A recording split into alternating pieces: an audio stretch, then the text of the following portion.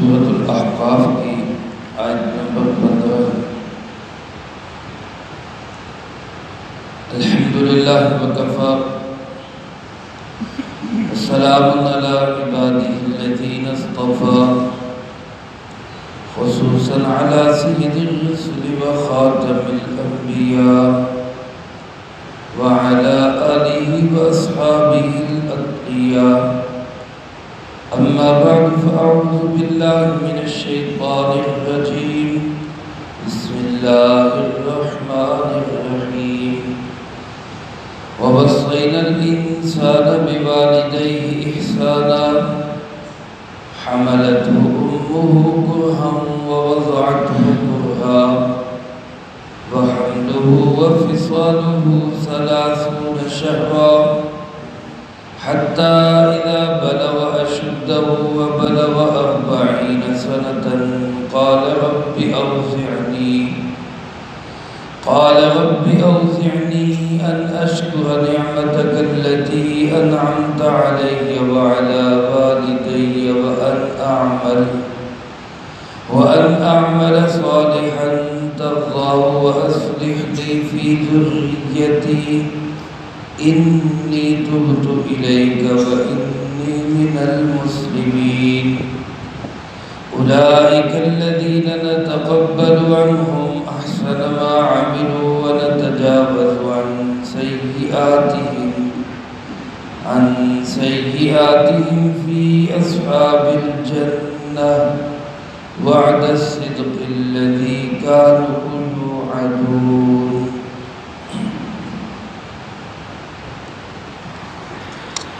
ان دونوں آیات مبارکہ کا ترجمہ گزشتہ درس میں آپ حضرات سماعت فرما چکے ہیں۔ ان آیات مبارکہ میں اللہ رب العالمین نے والدین کے ساتھ حسن سلوک کا ذکر فرمایا اور اس کی تاکید فرمائی۔ ماں باپ کے ساتھ بہت زیادہ اچھا سلوک کیا جائے۔ اللہ کے بعد سب سے بڑا حق کسی بھی بندے پر وہ اس کے والدین کا ہے۔ والدین میں بھی پھر اللہ رب العالمین نے والدہ کی تکلیفوں اور مشقتوں کو ذکر کیا، اور قرآن کریم میں بھی ترتیب تقریباً وہی ہے جس کی وضاحت خود جناب نبی پاک صلی اللہ علیہ وسلم نے فرمائی کہ ماں کے حق کو 3 دفعہ ارشاد فرمایا اور باپ کے حق کو 1 دفعہ ارشاد فرمایا۔ علماء نے اس سے یہ نتیجہ نکالا ہے کہ دنیا کے اندر ادب، احترام، عزت یہ تو والد کی زیادہ ہوگی، اور خدمت، حفاظت، خیال رکھنا، خرچ کرنا، اس میں ماں جو ہے وہ باپ سے مقدم ہے۔ اس لیے اللہ پاک نے والدہ کی تکلیفوں کو یہاں پہ بیان فرمایا، اور اسی ضمن میں اگلی بات جو ارشاد فرمائی وہ یہ فرمایا کہ وَحَمْلُهُ وَفِصَالُهُ 30 شهرا، اس کا حمل اور اس کا دودھ چھڑانا۔ حمل تو آپ حضرات سمجھتے ہیں، اور فصال کہتے ہیں دودھ چھڑانے میں۔ ان دونوں کے بعد اللہ پاک نے ارشاد فرمایا 30 شهرا، یہ 30 مہینے میں ہے۔ 30 مہینے کا مطلب 2 سال اور 6 ماہ، یعنی 2.5 سال۔ سورۃ بقرہ کے اندر جہاں دودھ پلانے کا ذکر آیا ہے وہاں اللہ پاک نے ارشاد فرمایا وَالْوَالِدَاتُ يُرْضِعْنَ أَوْلَادَهُمْ حَوْلَيْنِ كَامِلَيْنِ، والدات یعنی مائیں اپنے بچوں کو دودھ پلائیں 2 سال مکمل۔ وہاں مدت ارضاعت اللہ پاک نے 2 سال ذکر فرمائے۔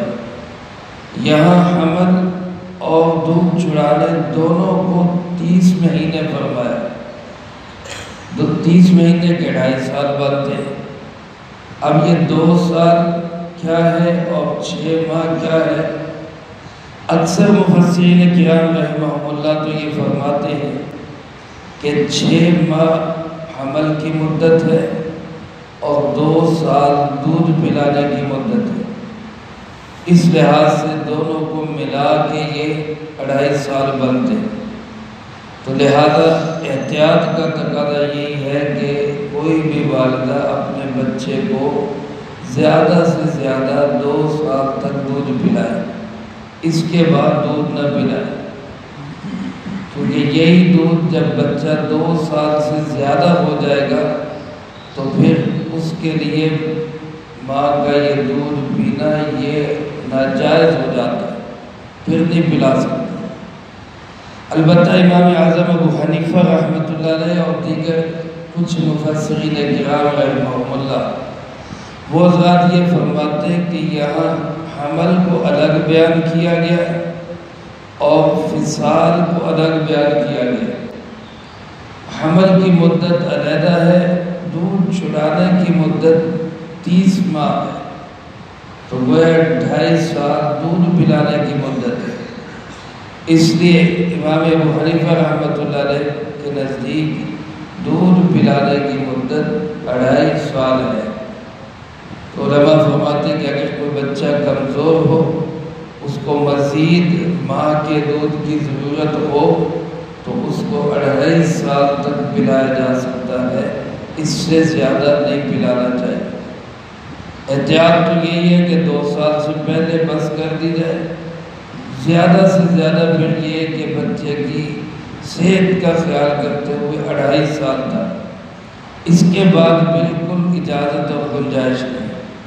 اور اس میں بھی علماء نے احتیاط یہ لکھی ہے کہ کوئی بچہ اگر وہ والدہ کا یا کسی خاتون کا دودھ 2 سال کی مدت کے اندر پی لیتا ہے تو یہ تو اس کا دودھ پیتا بچہ قرار دیا جائے گا، رضاعی بیٹا بن جائے گا، رضاعت والے سارے احکامات اس پہ لاگو ہوں گے۔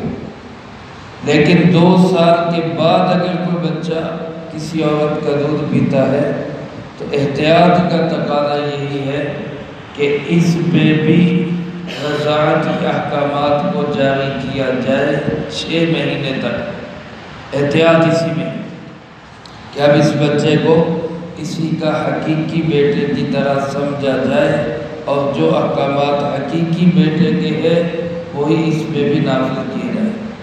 تو بہرحال یہ ایک فقہی بحث ہے، مقصد اللہ پاک کا صرف اتنی بات بتانا ہے کہ اس ماں نے 2-2.5 سال تیرے لیے بڑی مشقتیں اٹھائی، عمل میں بھی ماں کے لیے مشقتیں، دودھ پلانے دودھ چھڑانے میں بھی ماں کے لیے بڑی مشقت ہے۔ پھر اللہ پاک فرماتے حتی اذا بلغ اشدہ، جب یہ بچہ اپنی پختہ عمر کو پہنچ گیا۔ پختہ عمر سے مراد بعض حضرات نے بالغ ہونا لکھا ہے، بعض حضرات نے 18 سال کی عمر لکھی ہے، بعض نے اس سے زیادہ لکھی ہے۔ اس کے بعد فرمایا جب اس عمر کو پہنچا اور پھر بلغ 40 سنہ، 40 سال کی عمر کو پہنچ گیا۔ اور 40 سال کی عمر جو ہے یہ انسان کی عمر کا عروج ہے، سب سے اونچی چوٹی۔ 40 سال کے بعد پھر انسان کمزور کی طرف آنے لگ جاتا ہے، یعنی جیسے کوئی انسان کسی جگہ پہ چڑھ رہا ہو پھر اس نے اترنا ہو تو یہ کہہ لے کہ یہ 40 سال جو ہے یہ ٹاپ ہے، اس کے بعد انسان کی اترائی شروع ہو جاتی ہے۔ اس لیے فرمایا کہ جب وہ 40 سال کا ہو گیا اب وہ کہنے لگا ربی اوزعنی ان اشکر نعمتک التی، اے میرے پروردگار مجھے توفیق دے کہ میں تیری ان نعمتوں کا شکر ادا کروں جو تو نے مجھ پر بھی کی اور میرے والدین پر بھی کی۔ حضرت حسن بصری رحمۃ اللہ علیہ فرماتے ہیں 40 سال کی عمر کو پہنچ کر بھی جس انسان کو اللہ کی پہچان نہیں ہوئی اور اس نے نیکی کے کاموں کو اختیار نہیں کیا اور گناہ کے کاموں کو نہیں چھوڑا تو پھر اس کے بعد یہ بندہ کب چھوڑے گا، اس کے بعد کب اس کو سمجھ آئے گا۔ حضرت شیخ سعدی رحمۃ اللہ علیہ بھی 40 سال کی عمر کے متعلق فرماتے ہیں 40 سال عمر عزیزت گزشت مزاج تو از حال طفلی نگشت، یعنی تیری عمر کے 40 سال گزر گئے، تیرا بچپنا ابھی ختم نہیں ہوا، وہی لاپرواہی، وہی لاابالی پن، وہی اللہ کے احکامات کا کوئی خیال نہیں، کوئی فکر نہیں۔ 40 سال تک بھی اگر تجھے احساس نہیں، پھر کب ہوگا؟ اللہ پاک نے 40 سال کی عمر کا خاص طور پہ اس لیے ذکر کیا کہ یہاں پہنچ کے تو عقل مند انسان کو سمجھ آ ہی جاتی ہے، اور وہ کہنے لگتا ہے کہ یا اللہ مجھے اب توفیق دے کہ میں اب نیکی کے اعمال کروں، شکر گزاری والے اعمال کروں، ان نعمتوں کا اللہ جو تو نے مجھ پر میرے والدین پہ کی ہے، اللہ میں ان نعمتوں کی قدر کروں، اور اے اللہ مجھے توفیق دے کہ ان اعمل صالحا، میں اچھے اور نیک اعمال کروں، ترضاہ جو تجھے پسند آ جائے، ایسے نیک اعمال کی مجھے توفیق دے، اور یہ توفیق صرف مجھے نہ دے، وَأَصْلِحْ لِي فِي ذُرِّيَّتِي، اللہ میری نسل میں بھی اصلاح فرما دے، میری نسل کو بھی درست کر دے۔ جو بندہ بڑا ہوتا جاتا ہے، حدیث پاک میں آتا ہے، بندے کی 2 چیزیں بڑھتی جاتی ہیں، 2 چیزیں بندے کی بڑھتی جاتی ہیں، ایک مال کی حرص، ایک عمر کی حرص، یعنی دل یہ کرنے لگ جاتا ہے اور مال آ جائے، اور مال آ جائے، اور دل یہ کرنے لگ جاتا ہے کہ میری زندگی اور بڑھ جائے، زندگی اور بڑھ جائے، حالانکہ مال بھی وہی جو مقدر میں لکھے اس سے زیادہ نہیں ہو سکتا، اور زندگی بھی وہی ہے جتنے سانس لکھے اتنی ملنی اس سے زیادہ نہیں ہو سکتی۔ بندے کو اب فکر کرنی چاہیے تو کس چیز کی کہ اب میں قبر کے قریب ہو رہا ہوں، دن بدن اب میں قبر کے قریب ہو رہا ہوں، تو میری قبر جو ہے وہ ٹھیک ہو جائے، اور میرے جانے کے بعد میری اولاد بھی ٹھیک ہو جائے۔ اس لیے اللہ پاک نے فرمایا کہ اب یہ دعا کرتا ہے یا اللہ مجھے بھی نیکی کے اعمال کی توفیق دے، اور میری نسل میں بھی اصلاح فرما دے۔ انی تبت الیک، اللہ میں نے تیری طرف ہی رجوع کر لیا۔ اب 40 سال کی عمر کے بعد بندے کی باقی پریشانیاں ٹینشنیں کم ہو کر زیادہ رجوع کس کی طرف ہو جائے؟ اللہ رب العالمین کی۔ وَإِنِّي مِنَ الْمُسْلِمِينَ، اور اے اللہ میں مسلمانوں میں سے ہوں۔ اب تو کوشش شروع کر دے کہ میرا کوئی عمل اللہ کے حکم کے خلاف نہ ہو۔ جب اپنی بہت بڑی عمر کو پہنچ گیا، اب نیچے آنا ہے۔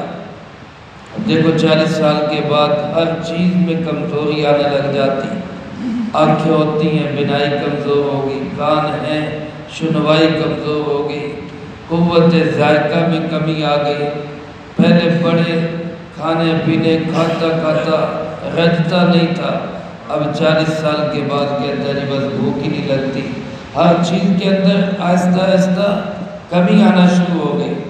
تو اب مطلب کیا ہے کہ انسان تو اپنا رجوع اب اللہ کی طرف کر، اب دنیاوی چیزوں سے اپنے آپ کو ابھی سے توڑنا شروع کر دے، اللہ سے جوڑنا شروع کر دے۔ اللہ پاک فرماتے ہیں اولئک الذین نتقبل، یہی وہ لوگ ہیں جو اللہ کا 40 سال کی عمر کو پہنچ کے اللہ کے شکر گزار بننے کی کوشش کرتے ہیں۔ اللہ فرماتے ہیں نتقبل عنہم احسن ما عملوا، ہم ان کے اچھے اعمال کو قبول کر لیتے ہیں، ان کے اچھے اعمال کو ہم قبول کر لیتے ہیں۔ میرے بھائیو، جو بندہ بڑا ہوتا جاتا ہے اللہ کی طرف سے بھی بندے پہ رحمت کے دروازے کھلتے چلے جاتے ہیں، اللہ کی مدد بھی پھر اس کے ساتھ ہونے لگ جاتی ہے، یہ کمزور ہونے لگ جاتا ہے، اللہ کی مدد اس کے ساتھ آنے لگ جاتی ہے، یہاں تک کہ پھر اللہ پاک فرماتے ہیں کہ یہ معافی کے لیے ہاتھ اٹھاتا ہے تو مجھے اس کے سفید بالوں کا بھی حیا آ جاتا ہے اور میں اس کو معاف کر دیتا ہوں۔ تو اللہ پاک فرماتے ہیں ہم ان کے اچھے اعمال کو قبول کر لیتے ہیں وَنَتَجَاوَزُ عَنْ سَيِّئَاتِهِمْ اور ان کی برائیوں سے ہم درگزر کر دیتے ہیں۔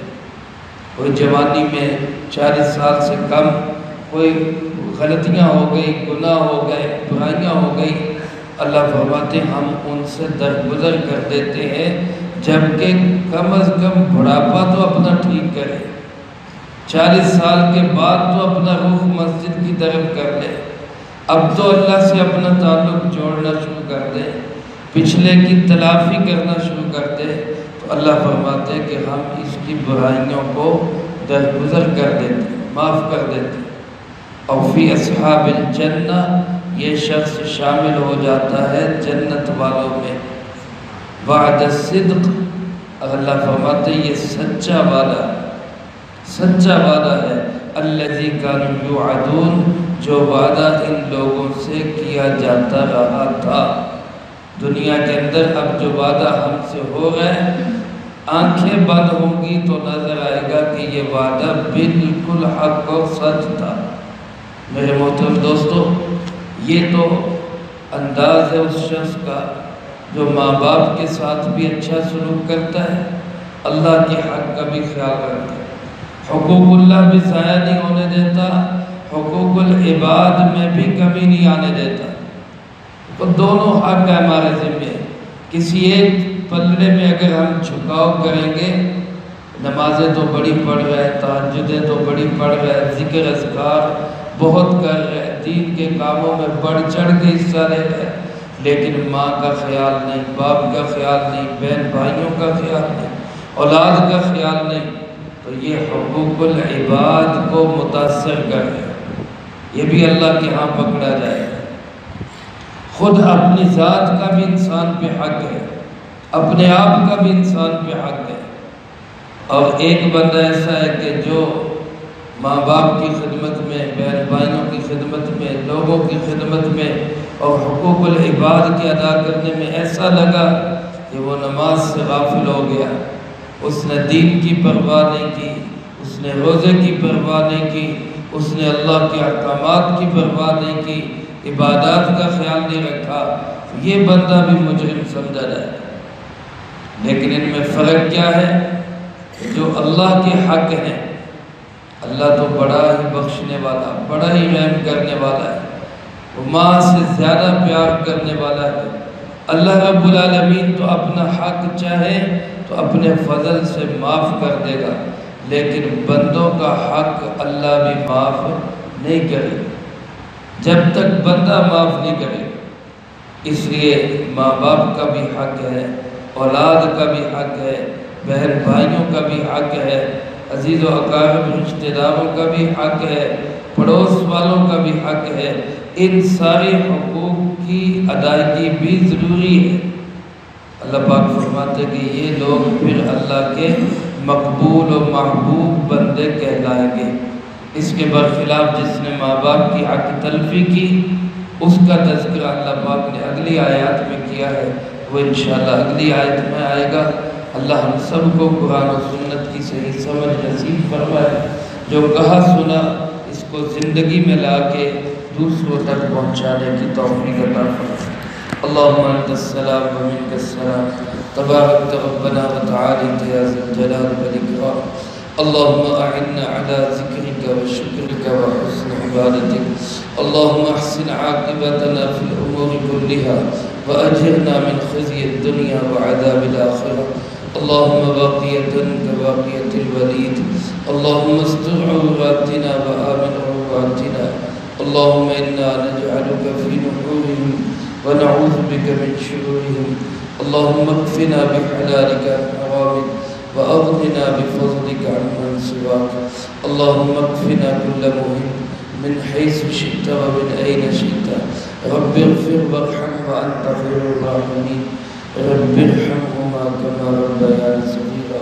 اے مولا کریم، جتنا اس پورے ہفتے میں درس قرآن ہوا، ان احباب نے جو جو اعمال کیے، ان طلبہ عزیز طالبات نے جو پڑھائی کی، اللہ سب کو اپنی بارگاہ میں قبول فرما۔ اللہ ان مقبول اعمال کا جو ثواب ہمارے پیارے آقا جناب نبی پاک صلی اللہ علیہ وسلم